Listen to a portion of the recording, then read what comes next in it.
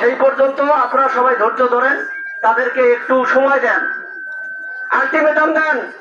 আজকের এই কর্মসূচির মাধ্যমে তাদেরকে আলটিমেটাম দেন যে এই সময়ের মধ্যে যদি আপনারা ভালো হয়ে না যান, মাদক ছেড়ে না দেন, তাহলে আপনাদের বিরুদ্ধে যা করণীয় আমরা তাই করব।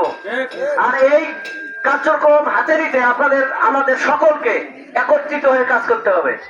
দলের সম্মানিত আহ্বায়ক মিজানুর রহমান মিন্টুকে সংক্ষিপ্ত বক্তব্য রাখার। বিসমিল্লাহির রহমানির রহিম।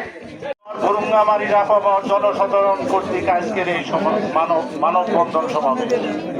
আজকের এই মানববন্ধন সমাবেশে উপস্থিত আছেন সম্মানিত সব ৯ নং চর ভুরুঙ্গামারী ইউনিয়নের সম্মানিত চেয়ারম্যান সাহেব এবং বাংলাদেশ জাতীয়তাবাদী দল ৯ নং চর ভুরুঙ্গামারী ইউনিয়নের পরিষদের সম্মানিত চেয়ারম্যান জনাব। মাদক বিরোধী মানববন্ধনে উপস্থিত বাংলাদেশ জাতীয়তাবাদী দলের সম্মানিত আহ্বায়ক, সাবেক সভাপতি, উপজেলা ছাত্র দলের। মানববন্ধন করলেই চলবে না, মানববন্ধনে সব সমাধান হবে না।